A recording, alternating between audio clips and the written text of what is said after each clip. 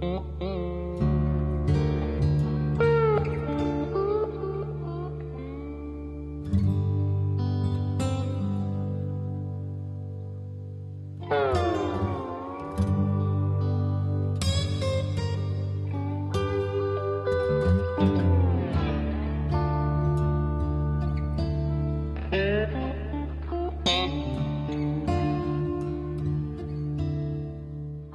made the last payment on our home in August.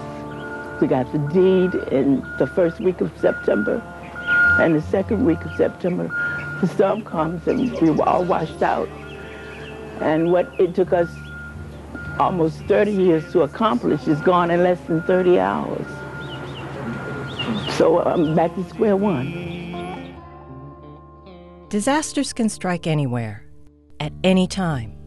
We cannot just react to these disasters. We must be prepared. Storms are starting to come on in a little. That wind is howling. And since disasters know no season, we must be prepared at all times to respond to any type of emergency. Disasters can't be counted on to be infrequent, and North Carolina will experience another kind of incident. We know that. It could be from natural causes, it could be homeland security, it could be an unexpected chemical spill. But you have to be ready for that. Some types of disasters we have experienced before, and we know we will experience again. For other types of emergencies, you never know when they will happen or when the unexpected will come. It was just an explosion of glass. This is like all you could hear, seemed like for 30 seconds was glass exploding. It's just something you wouldn't expect at all. Well, we absolutely have to be prepared for disasters. This state has disasters regularly. We all share that responsibility to be prepared. As a citizen myself, I try to be prepared. I try to think through what it is I would do. But the bottom line is you can never be too prepared. Families and individuals need to do their part by discussing emergency plans and putting together emergency supplies kits. Know the policies and plans for your workplace and your children's school. Don't forget to check on your neighbors or others who may need help. And be sure to include your pets in your plans. Get those kits together, think through your evacuation plans. I would make sure I had shoes on, which I didn't.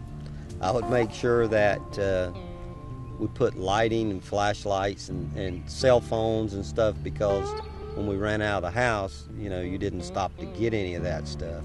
We already had the battery operated lights and lamps, and also had batteries for flashlights and stuff like that. Our cities and counties are our first line of defense in a disaster. They know which resources they have and what their capabilities are. They understand how critical it is not only to have emergency plans in place, but to know how to execute those plans in an instant. Well, remember, disasters begin and end at the local level. Well, that's just it. You never know when it's going to happen. But I can tell you from being a fire chief in a small North Carolina town that it will happen at the most unexpected time.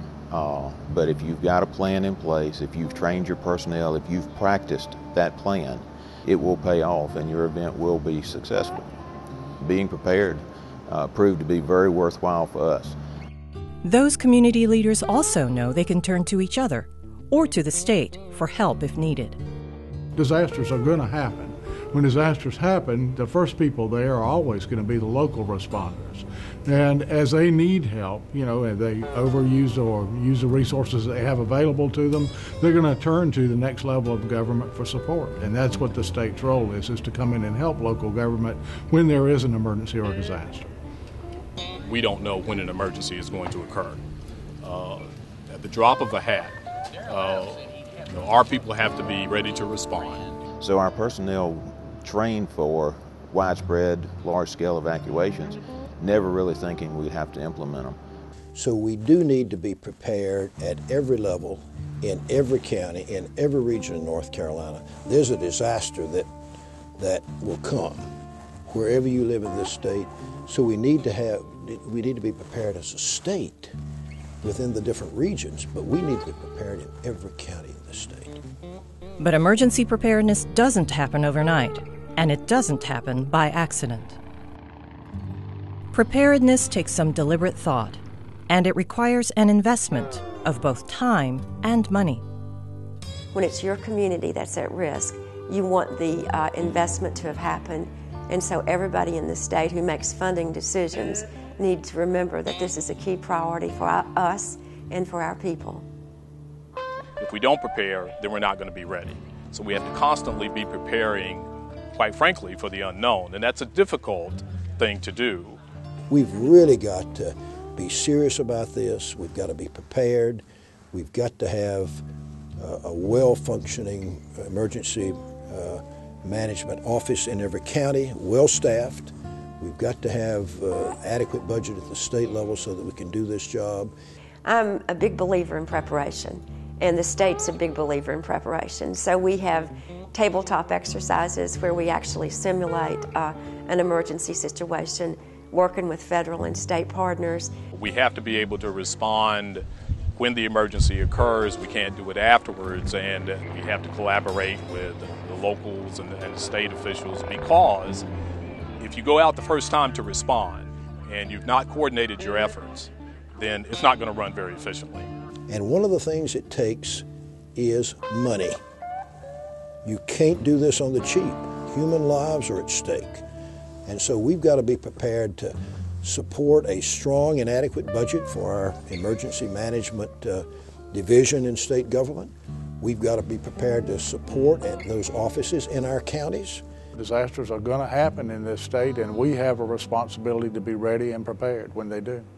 Those families, businesses, and communities with plans already in place will fare best, because you can't plan ahead and prepare for a disaster after the fact. The investment that we make is critical, and so in North Carolina, setting aside resources as precious as they are in these times for emergency preparedness is the right decision to make, because all of us need to be prepared. It's how you escape danger and emergencies, because again, being prepared is the safest course.